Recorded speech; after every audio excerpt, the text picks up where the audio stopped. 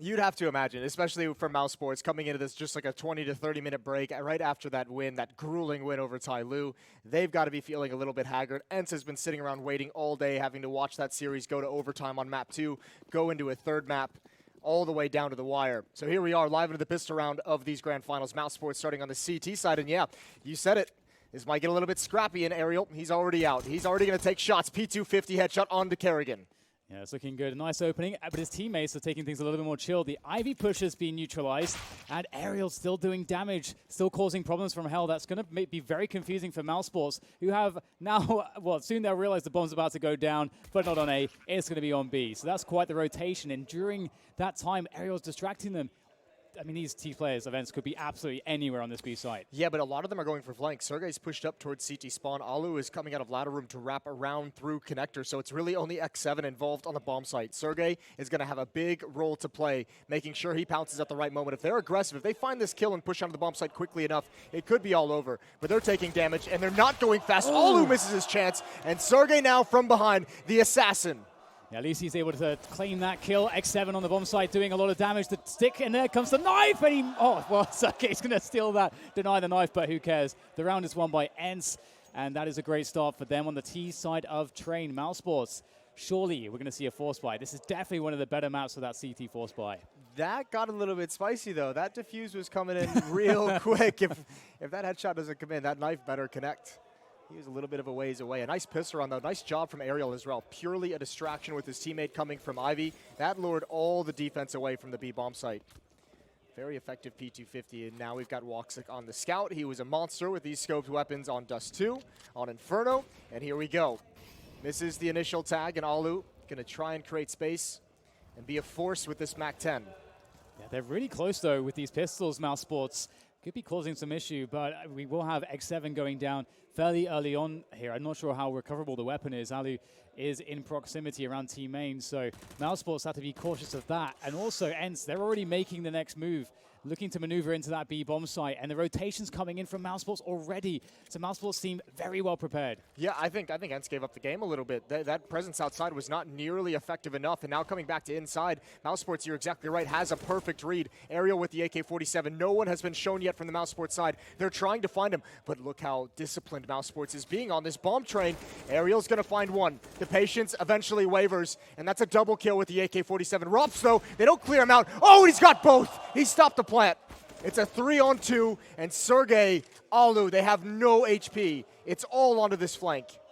Oh my God, Robs. It feels like when it's in his POV, he has twice the amount of time. The time slows down for Robs. He looks so cool and collected. It's like, yeah, I have so much time to take this shot. I'll be absolutely fine. Take this guy out first, and then even denies the plant. That's really unbelievable stuff from Robs. I've got to say his level in this tournament, and yeah. I feel like a broken record because I was mentioning it repeatedly, but when he confidently, repeatedly makes plays like this, every single map, regardless of the situation, the way that he bursts with such precision and confidence, it feels like he's really leveled up his game. Yeah, he had some freakish rounds on Dust 2 that were pretty frightening to watch. Chris J tossing a nade out. Oh, that's a great shot. A spectacular 1-deek from Alu. Even tanking the damage from the nade.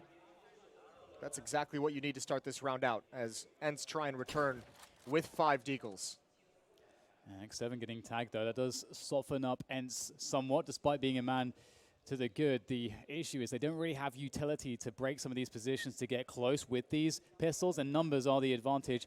And getting out the choke points is, of course, going to be difficult. But 3 popping out of ladder room will be interesting. This could work out because there's not the best coverage here for Mousesports in that position. Aerial's got the smoke over towards Ivy, though, so he's going to have to put that into play.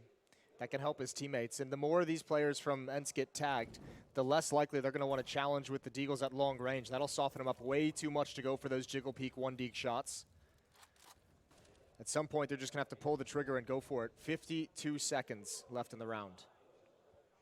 And they are doing a good job here in terms of trying to eke out as much economic damage as possible, making sure that all the grenades will be exhausted. Really running that clock down, starting to edge their way out a little bit. See Sonny there in the smoke. He's going to pop out towards E-box. He's found some space, getting closer, but Kerrigan's able to spot it out in time, and Woxic back at it again with the scout. He has been spotted, and actually they're gaining some ground here with these pistols. There are actually problems, but time is of the essence. Can they get the bomb down? It's on the ground at this point. Frozen wrapping around the bomb train. That's a fantastic transfer, but it's 1v1. 19 seconds to go for Sergey. Well, if Rops finds this before he's around the train, Rops knows everything. Rops is going to get the angle to stop him from getting the plant down. Sergey still has no idea. He's out in the open, and that's Rops with the final kill, but an expensive victory for Mousesports. I think the one benefit they have is that ENCE, without a plant, cannot even dream of buying up into this next round. That would be so much of a risk of the economy early on. So this should be around Mousesports can try and stabilize, but those deagles were very deadly. Frozen does a great job of pulling them back. Yeah, absolutely. I mean, also really cool to see that Alu gets that opening pick, and that really put the pressure on Mousesports having to take some risks in terms of how they had the defensive setup. And now we're here. You know, it might be the case that ENCE feel like they did their job. We do see a P250. That's about it. I'm actually surprised we don't see even maybe like one flash. They could perhaps have eked out one flash or sacrificed one player's economy to maybe really just get that extra kill or two secured. But they will try to burst towards that B-bomb site, and it looks like Mousesports should be able to cover for this. I don't know that even the bomb will go down because they've got Robs close, and Chris J is ready for support already. Yeah, this is all about throwing enough bodies at the problem out of the upper choke point. As you can see, 4 players lining up and just trying to get that bomb down. But Rops, his attention's pulled away. His attention's pulled away twice. This is going to be dangerous, but that's the bomb on the ground. What a great control from Rops. Yeah. Dude, I'll say it for you this time. He's a machine. It's just, it's like, I've said it so many times this tournament. He reminds me of when Rain made that bursting style popular. No one quite copied that style, and that was when Rain was at his peak as a player. And it's just this quick 2-tap bursts, and Rops looks in every situation. You see it, and it's just so impressive to watch. Nobody else is doing it like that. Yeah, he's been, since he first joined this roster, I believe even discovered through your very own FPL. Everyone is kind of, when he got his first start in the pro scene, everyone just saw something special immediately. It was pretty obvious. Alu has the AWP on this T side. So does Woxic. He's got that back towards Ivy. Kerrigan, Chris J, and Frozen all pushed up on the defense. Frozen controlling ladder room, keeping plenty of space between the Mousesports Opper, Smoke, and Sunny wanted to challenge it. And just playing it slow here, slow defaults. Might be quite a late take of Ivy, and have the bomb towards that position at the moment. May want to dig in one player. And oh my god, Ariel's actually just gone for it straight down the ramp, trying to take a challenge here. Quick rotation comes through, and Ariel's going to be very disappointed he didn't get something out of that. He actually had a good timing. He had the element of surprise, but couldn't convert. But he did cause a rotation, which maybe ENCE can abuse. We can see them now moving through the Ivy position. They have found an opening. Ooh, that's a great shot from X7. The problem is Alu with the AWP still has to drop down ladder room if he wants to be involved in Woxic. Gonna hold the angle. He knows where the bomb is as well. It's right in front of him, and he's gonna give it up for the moment. Sergey about to turn the corner. Could be a big fight to win. They still have no idea. Frozen, they found him. That's a big kill to grab. 3-on-2 as Woxic wraps around to a new angle. 30 seconds to go for that plant, and there it is. And Alu is very ready for Robs, covering the ladder position. Woxic on Ivy, perhaps still fired up from the many clutches he had on Dust too. He's looking phenomenal. And what is he going to go for here? He can try to eke out some damage. It should be impossible for him to win the round, but he can certainly make it hurt for ENCE as they hold position for now. He's keeping that Ivy angle at such a strong position, and gets the connection, of course. He's so quick, and that's that extra little bit of damage he was looking for. And now it's just a case of keeping the AWP alive. So Woxic's done his job as best he can. That's going to be the second round going to ENCE, so it doesn't look like anybody is taking immediate control of this one so far at the beginning of this grand final. No, it's very good Woxic save the AWP, so we didn't have to reinvest because he can drop a gun over to Frozen or Kerrigan. Both of them are going to need a weapon if they want some full nades, but someone's going to be hurting for that utility. 3-2, and that's the last buy Mousesports have before their economy plummets to nothingness. ENCE have started to claw back in that pistol round. 3-2. Interesting the way they've started this game out using Aerial as a distraction. First in the pistol round towards the outer bomb site. Then you see in this round flash down the lower ramp, trying to get Alu posted up for a rotation. And there it is, down ladder very quick. Frozen is traded off, a 1-for-1, and Mousesports gonna press the issue. They're gonna try and apply the pressure. Good hold for Kerrigan. Robs drops down immediately, X7's got a double. Well, I think he really felt like that was gonna be a surprise, but it was he who was surprised, X7 ready for it all. And now Woxic and Chris J will be, well, Chris J will be entertained by that smoke grenade, but he understands, he's right next to it, so he knows that there's no push behind it, so Woxic is on high alert. Look at CTCon, though. This is a play and a half from Sunny. They're going to have no clue what hit him. Chris J is a free kill. Headshot to boot. All they need to do now is find out where Woxic is, and maybe that doesn't even matter. They are going to rotate the bomb towards the inner bomb site where Sunny has control. And Woxic, I mean, this is a winnable 1 versus 3 for the moment. He's trying to find 1 kill before that bomb gets planted. And the timing might just be perfect for him. Planted on the side of the train, so if X7 was to go down, Sunny would still be able to defend the defuse. That's a weird situation. Woxic finding that he finds himself in again. And as you say, if he can save the AWP, one more time, well, it does look like he is perilously walking towards Aliu's position, and he may just walk straight in front of his reticle as he's scoped in there. Oh, Aliu's just started to move, and Woxic gets caught by Aliu, so he will not be able to save the AWP after all. And the money is definitely highly compromised for Mousesports, so they can get a couple pistols out there, maybe a couple nades to make 1 or 2 small plays in this following round. But it does seem like ENCE are really taking over this one. And I have to say, ENCE's form over the tournament has really increased, like, game to game. They were looking a little bit shaky to begin with, and especially on train, but it looks a lot tighter already. So that's really good news. I think it's good that they're showing this level as well, and they're showing this ability of success. This would be such a massive tournament victory for a team in a lineup that was heavily criticized for the roster change that they made. Not only to the public, to the scene, but to themselves, that they didn't make the wrong decision, that they're not going to be in such a dire situation forever. Kerrigan waiting to try and come through the smoke, and he's been found. As it starts to dissipate, should be a 4th round for ENCE. It will be a 4th round for ENCE. There's no chance. Let's not mince words here. It's not looking all that doable. It's going to be interesting to see exactly who gets going here for both of these teams. Again, both we have to consider this is one of those. There's always many different factors that can impact a grand final, and sometimes fatigue can be one of those factors.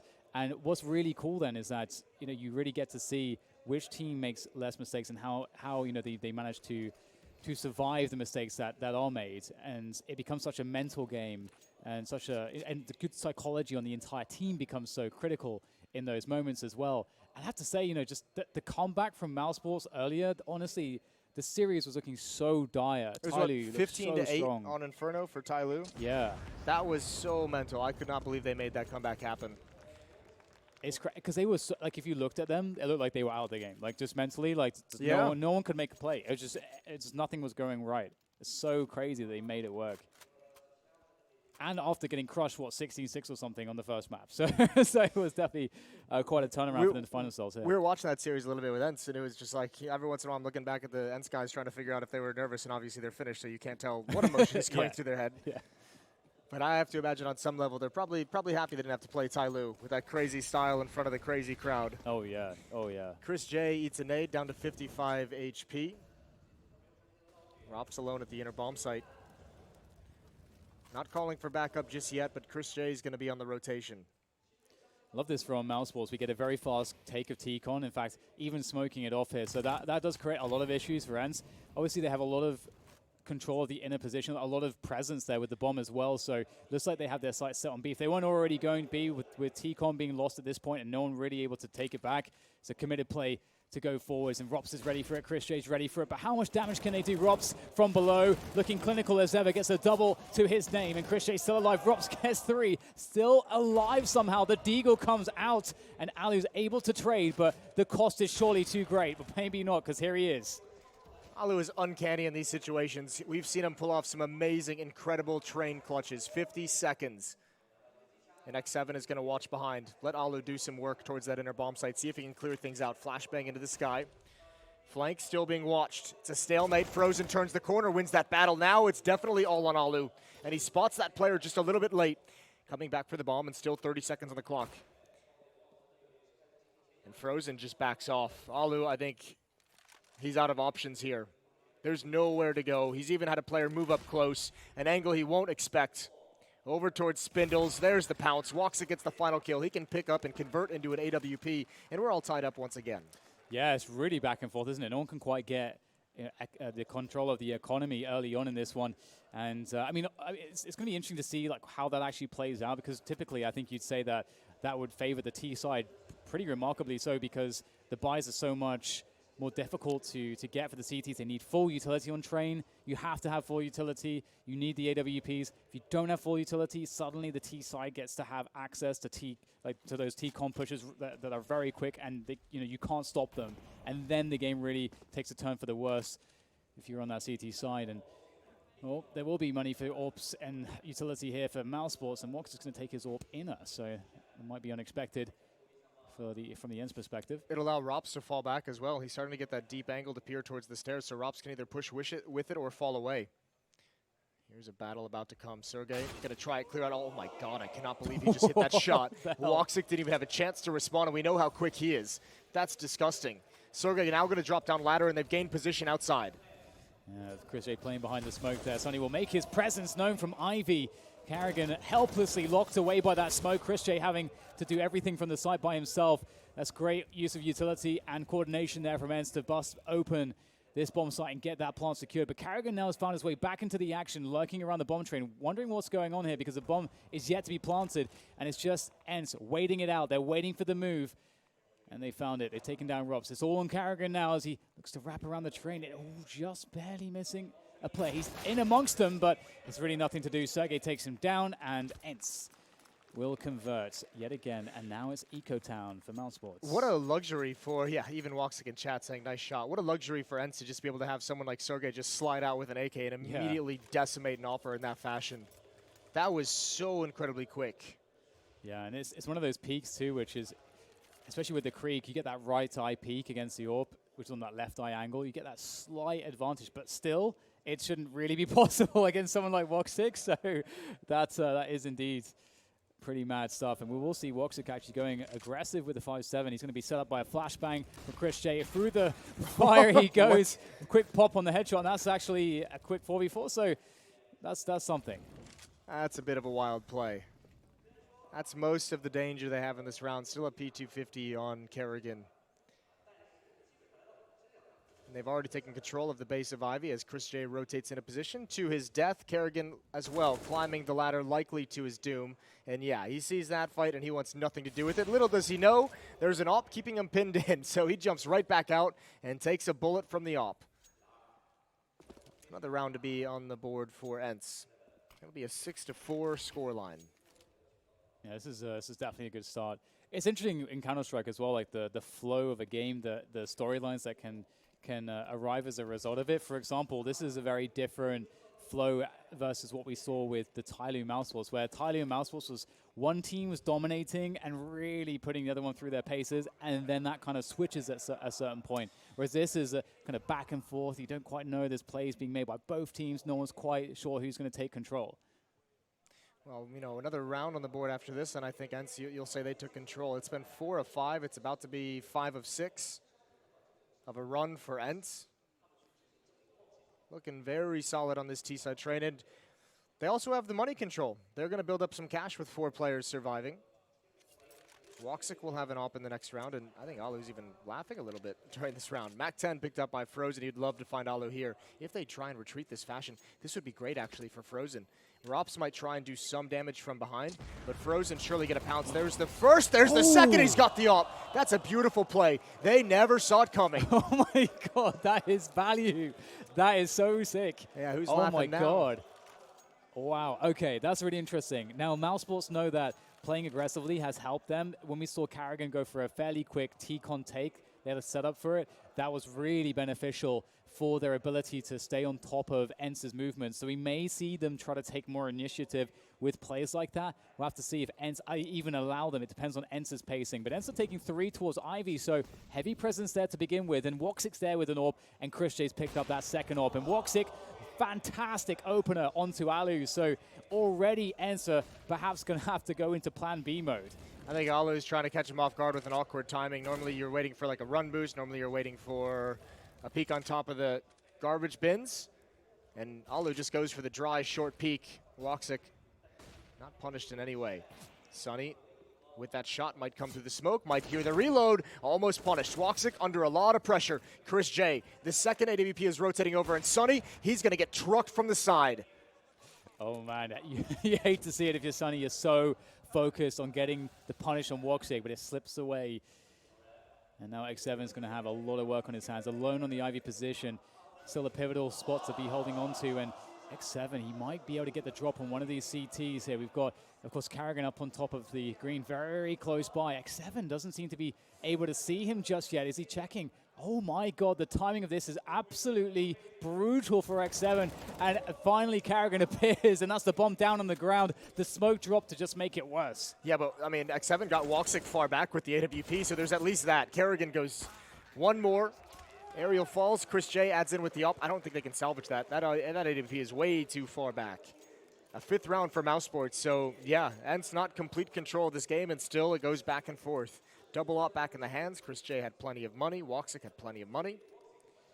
It's interesting that we see the kind of the switch of the gears here, where we get these this double AWP set up, and already ENCE understanding that this is the switch that Mousesports are making. So we may see some adaptation coming out of ENCE and how they want to handle the pacing of these rounds to perhaps deal with the double AWPs, maybe go a bit quicker, try to use that utility, go for that those inner or outside executes to try to deal with the double AWPs. Either way, you're still dealing with Chris J and Woxic, and these are some of the best battle snipers in the world, so. Very passive from the ENCE attack. Sergey and Sonny above ladder. Sonny with the bomb as well. Not applying any real pressure, just throwing a bit of utility for the moment. 1 round lead for ENCE. Running out of nades though, all that utility they've spent. 2 smokes, 2 flashbangs to utilize for this hit, and 2 ops that they're gonna have to neutralize.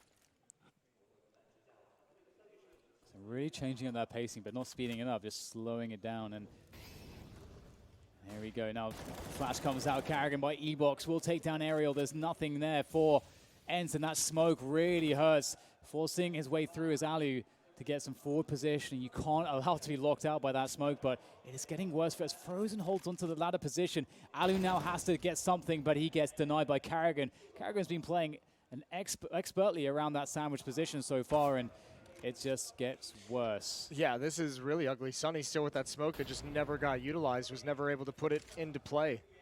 It'll be all tied up at 6-6, and this time nothing works on the entries for ENCE, and then everything just looks flat after that.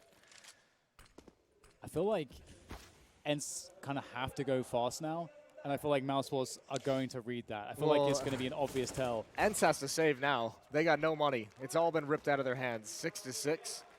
No cash flow whatsoever. Everyone hovering right around 2K, except for Sergey up at 3,000 or 2,900.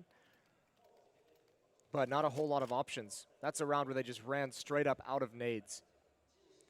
So the double op, the switch to the double op has been quite nice. What, 2-1 run since they've gotten that in their hands? Yeah, absolutely. And now they got a couple Kriegs as well, so they're absolutely loving life at this point. And I got to say, you know, Carrigan's been really a dab hand with the scope weapons, especially the AUG. You know, he was picking that up on Nuke. You know, he was also picking it up on Dust too, and he's pretty proficient. We don't see too much AUG usage, so it was quite refreshing to see that. So I wonder if I'm sure it's trained. Surely, although actually we are ending the first half very shortly, so maybe we won't see it after all if he keeps this Krieg.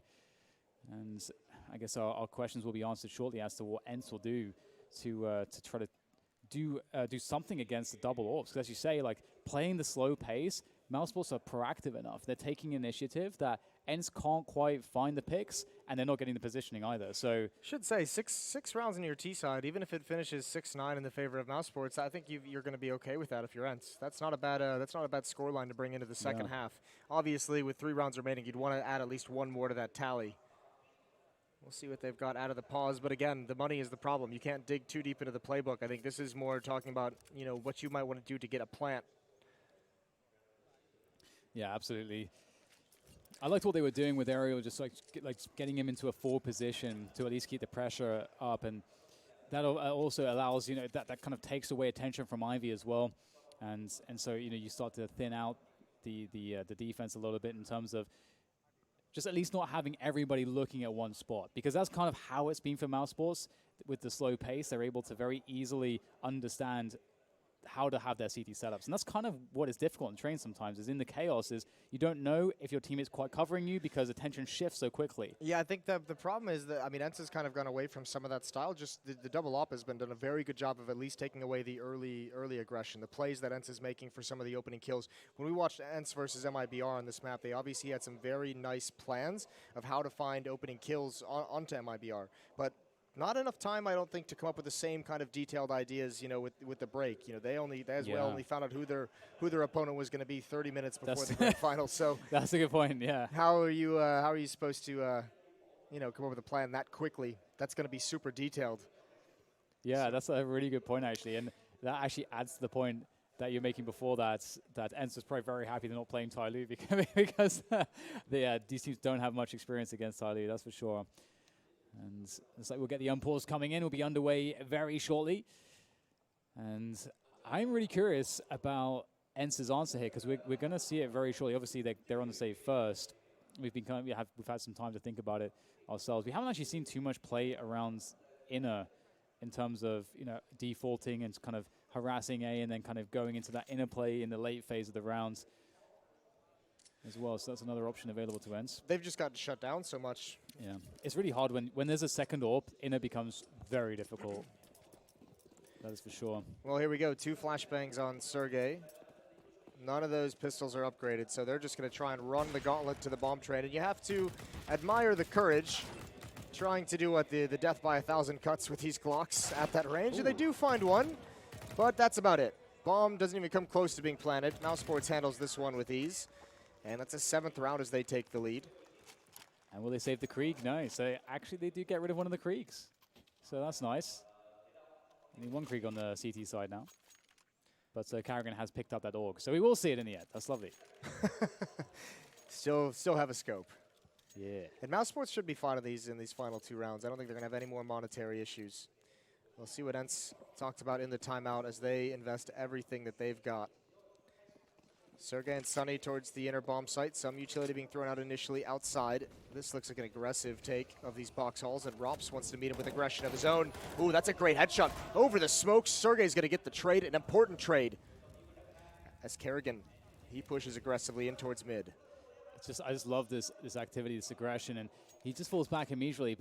And that's so cool because the question for ENCE is there, that he might be in that position. And there might be a flash setup, which Chris J might be protected from, and then he gets to take down aerials. This is all part of the plan in terms of how Mousesports have a very varied T-con take. Carrigan, as he moves to safety, can now turn his attention elsewhere. And he's actually going to reinforce the B bomb site. So this is a beautiful movement from Mousesports. Well, Chris J, we're going to have to see what he's made of with the AWP. He's been spotted out. Good first kill. Oh, can't connect with the second one. He might be in danger. He drops down a narrow corridor, and that one's going to be easy. Double kill, and there's the 3rd kill from the AWPs on Mousesports. Chris just needs to stay alive, and Sergey, there's not a whole lot he can do. So many angles to check. Frozen's going to take him down 8-6 in the favor of Mousesports. This defense has come alive. Yeah, this is the thing. Is it doesn't feel like there's any way for them to even get out the choke points. We're not even talking about post plants or like planting the bomb or anything to do with that. They can't even get out the choke points at this point. They need to. I think it's the only thing really left is an explosive play set piece. That's really the only thing that seems to be left that could possibly get them position as well as opportunities to get kills. And unfortunately, they've run out of money and time because this is the last round of the first half. This is the struggle of the T side, isn't it? Once the CTs have utility, you can't really get that close to the choke points for a set piece to work, because even if you throw those nades for a set piece, the aggressive defense is going to be in front of the smokes that you're throwing. Towards the inner bomb site we go. Chris J on the rotation back. Kerrigan reading the play as well. They have Frozen in ladder room, but they're called away. It's still just Rops here for the moment. Rops does have a Molotov. If any kind of execute is, if the game is given up, he's going to destroy these choke points with fire. Rops looking towards lower ramp. There's one up above. Ooh, and that's a great timing of the peaks. Yeah, it did not work out very well. Carrigan, though, in the mix with that AUG of his.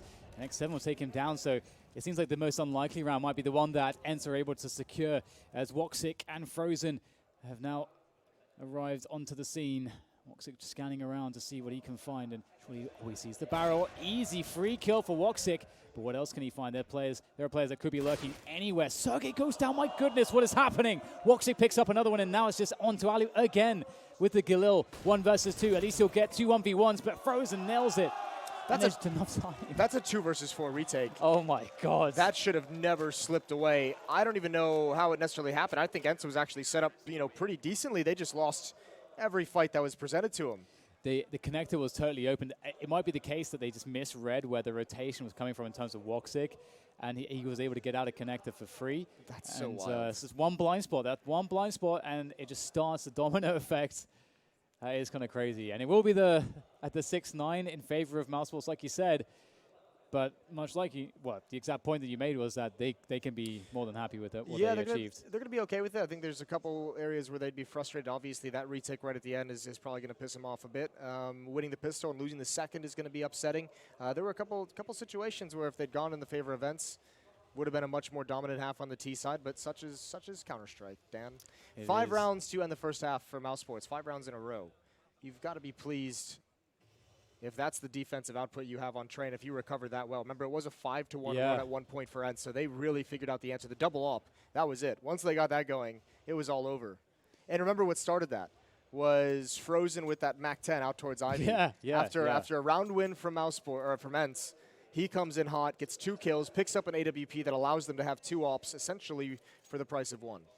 Yeah, that was actually, you're right, that was so pivotal. And what a play. And here we go into the second half, into the pistol. And we have a lot of utility on Chris J and on Carrigan, and actually not raid bossing Rops for once. And here we go, we've got the attack into the outer yards. They're looking ready by camera, but the smokes, the fire causing problems, but maybe not enough problems because the headshots, the kills are coming in favor of ENCE. The bomb will get planted. That's the Krieg money guaranteed at least. Let's see what else Mousesports can do in this 3v4. Well, you can see Aerial with one more, Sunny on top of the train, and it's all over from there. ENCE got just enough done during that hit, even though the bomb gets planted, 2 kills before it goes down, and that's pretty much secured. It's so hard to hold the USPs off at that point. You have to be aggressive, and that means swinging into the angles they're holding. 7-9 as ENCE wins both pistols in this game, but as we said in the first half, second round was immediately returned for Mousesports, and they have that opportunity now if they, like you said, want to buy those Kriegs. Yeah, we actually see 1 dropped, and it was interesting on Dust 2 because Mousesports opted in a similar situation to not actually get the Kriegs, and on Dust 2, you might be wondering why that would be the case, and I think it's just really to mitigate variance, and if you have a situation where you lose your first play, at least here you'll have some utility to back it up with. So you can't just go full Kriegs. That's a painful nade that Carrigan takes. He's just trying to cause a distraction. So many bodies towards the inner bomb site. He wants to find 1 kill, and he's almost going to do it, but he gets spammed down. That's unfortunate. Sergey, big job to do. Smoke goes out, pre-fire, but Alu's rotated back to slow down this hit. That's going to be the bomb down to the lower ramp. And look at the position from Sergey. Right behind Pop Dog, there's nothing that they can do to clear him out. Even with the Kriegs, it's going to be such a tough angle. And he doesn't have to challenge. He can wait until they're committed, but the Kriegs actually doing work towards sidewalk, and Sergey misses his opportunity. They should still be able to recover. And Sunny indeed will, but that was dangerous. That got a little bit spicy. Yeah, that is very dangerous. Oh my God. And imagine if Carrigan doesn't go down to the spray. That timing was kind of unreal because Carrigan looked like he was going to get the drop on the player E-box. Yeah, it looked like he was going to wrap around that train, didn't it? Yeah, that was pretty dicey, but they at least got a couple kills out of it. They kept the pressure on, and most importantly, the Kriegs weren't recovered too, which is one of the things that you fear is that if you do lose that round, that you give those away.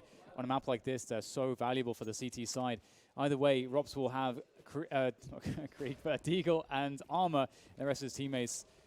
Otherwise, just on the Deags and no Kevlar. So looking to get another couple kills, probably best case here. No utility to really get position for a bomb plant. But we can overlook that. How did that smoke just straight up give him like a one-way, like a perfect one-way? Yeah. What a ridiculous bounce.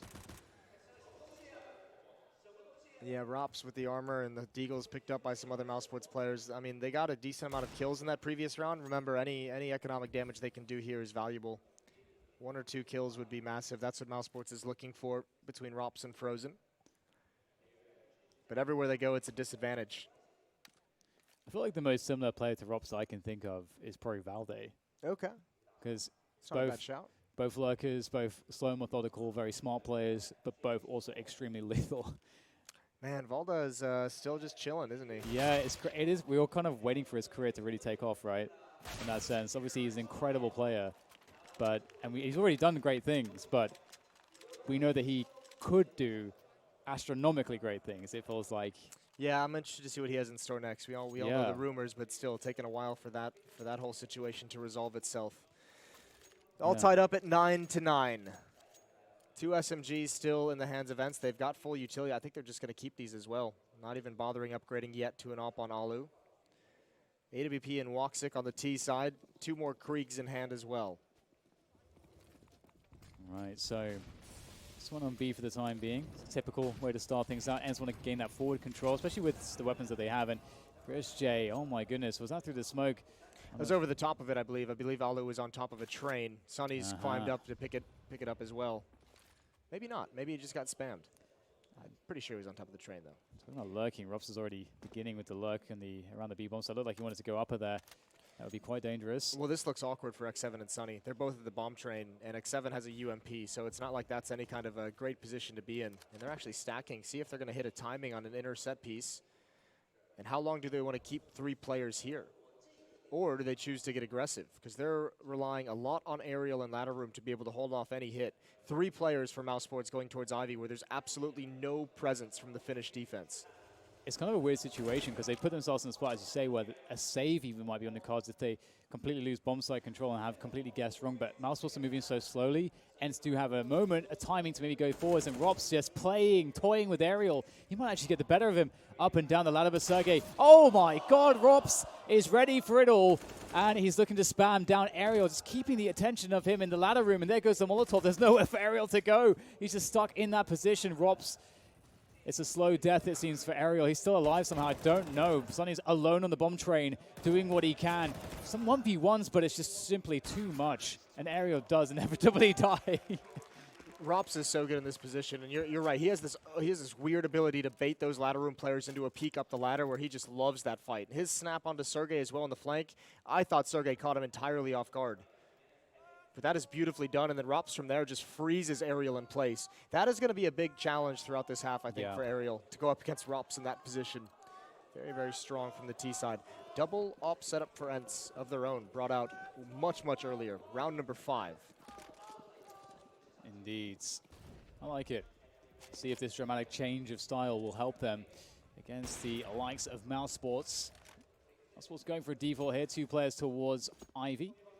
And quickly will be disappearing with Woxic at least. He will reposition Frozen. Stays in position around Ivy. And try to work his way forwards as his teammates grab the bomb. And they have all the map control that they can get before they actually move on to a bomb site pretty much, except T-Con, which has been smoked. So what is the decision? Because you have to retake it. Otherwise, the CTs know exactly what you're doing most of the time. Well, Sonny has no nades. X7 only has 1 flashbang. Aerial has a smoke that he can use, but I think they're just going to have to risk pushing in on their own. Alu has the other AWP towards the inner bomb site. Well, it looks that's going to be the position of the attack. Frozen lining up for a smoke. Sergey's going to have a big job through. They're going to creep out upper, but Alu's here. If he gets that, oh no, that timing is so unfortunate. Alu is going to be real frustrated when he watches this one back. They hit something perfect, and that is nightmare fuel for ENCE. Alu forced back, great recovery, but a better trade from Woxic. Yeah, desperate rotation through CT. I mean, at least they can get into position through a connector there. I mean, but it's going to be so difficult against the AWP, against this setup. Now, Mousesports haven't taken any flank position, so there is that as well going against his way, but it's going to be very hard to fight their way forwards. See Sonny being toyed with there, and that's going to be the end of him, giving Woxic all the space he needs to hit that shot. And it's kind of crazy because that Alu turned because of the A bomb site attack. That happened just a split second before the B push came in. And I can only imagine that that is by design for Mousesports. Obviously, they didn't work out the timing to be so precise, but it was literally like the same quarter second. Like that is so frustrating. It like hurts us just watching it. Yeah, that is a That is, I think, one of the closest timings I've seen. In a while. Considering that Ali was on the position, that would have changed everything. And what a heartbreaking round for it to happen, just when you spend all that money getting 2 hops on board, and they all get ripped out of your hands. Even Sunny got kind of lured into staying back and trying to tap away at the ladder a little bit longer. Krieg is removed from his hands. A brutal, a savage reset coming in. 11-9, and Mousesports looks like they're going to gain a lead going into round 21. Yeah. Or a bigger lead, I should say. The interesting thing, though, is playing out these rounds. There's a rifle lurking around. There's a CZ, Deagles. It can be very problematic. What is always difficult for me to watch is when we see heavy IV commitments from the Ts in these spots, when the CTs have perhaps a setup on either side. But they will be fairly spread out. This looks like it's actually going to pick up a Krieg. It's not an ideal position. It's actually over in ladder room as well. Sergey could be such a thorn. If he can get a kill here, if he can hold them back. There's the first one. Spam through the wall, a headshot, and Sunny's going to add one more on top of it. Oh, Mousesports, they might let this one slip away. Oh, Alu, the dink, but not the completed kill. And here's Sergey trying to close out this round. He's got light armor. He's got the Krieg, plenty of health. But he knows he's pinned in. So rough. Oh, the timing. Woxic's incredibly fast. Oh my God, I can't believe they actually saved themselves. That almost never happens. It's just like, it snowballs out of control so quickly sometimes. You lose the first player and then all of a sudden you're exposed to 2 positions, a gun's collected. Now that player that's lurking in that cubby is going to get a free kill, and that is quite something that they survived that. I cannot believe Alu didn't get that kill. Yeah, that's you got to feel from there. The CZ not finishing anything off. Smoke out from Woxic early. Double nades in towards Team Mid. Again, just pistols for ENCE. They have not been able to fight for these rounds, and that is so crushing this late in the map. That's a good kill for X7 to get. And ENCE now, they have the man advantage, but Mousesports haven't actually taken advantage of any of the information. Yeah, Sonny's made an interesting push. I mean, he's going to catch Rops here, isn't he? Oh, is Rops turning around? Oh, well, looks like Sonny will get the kill regardless. X7 on top of Green is doing some damage as well. He's been spotted, but it's a hard position to deal with sometimes, although if you're directly below, that is helpful. Aerial now finds Christian, but he can just try to take his attention away, play for time here.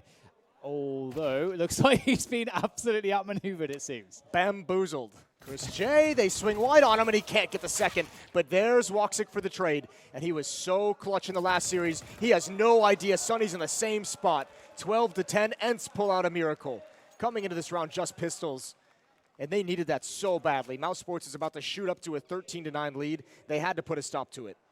What a crazy round. The timings there. Sonny had so many options. He could have, I mean, obviously, going for Ivy is a bit too much of a long con. So goes to catch the lurk, and he sure does. And that ends up being, and as you say, actually, the rotation then all the way around inner to go to Z, it was actually pretty genius from Sonny. So that's what ended up winning the round. It's one of those situations where you have to take some kind of a risk, right? Like, you don't have the utility to hold them off. You have to get some kind of creative flank or creative angle.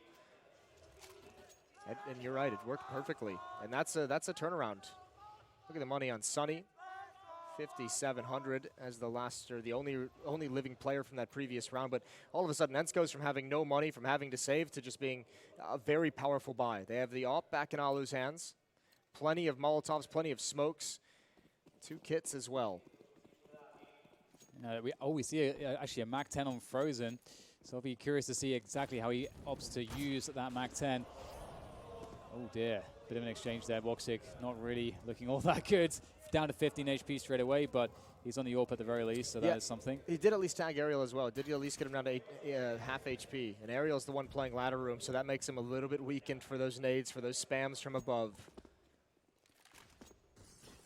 I wonder how we'll see Mousesports develop this round now. Aerial, again, just the constant harassment in that position. It's just so annoying, isn't it? So frustrating to deal with.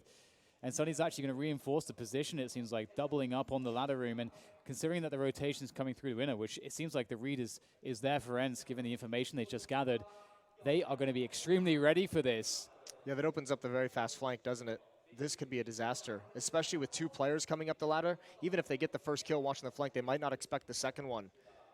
A weakened outside defense, but the hit comes towards inner. You could not be more prepared for a push like this. Mousesports will be charging up side alley. The flashbang's really causing problems. I've got no idea what the hell happened to Sergey there, but he goes down, and Mousesports have position. And again, ENCE was so well set up. X7 will come through Z trying to find a duel, but there's so many players to worry about dodging back and just between the trains causing issue. Alu, they're working around Oil, but he is, again, the last man standing. I feel like Alu is just in so many frustrating positions with the AWP this half, and it only gets worse for ENCE. That flashbang off the bomb train at inside, that was just a half-second late. If that had been a little bit earlier, that flashbang would have been absolutely perfect. It blinded all of the defenders, but they spotted him coming towards sidewalk just at the last second, and that's a rough kill to take. And you're right, Alu is inside that entire time. He's just on the other side, right? He's on the left side of the bomb site, and they never actually swung on that position. He never actually had a target the whole time. Meanwhile, his teammates just get decimated rotating in.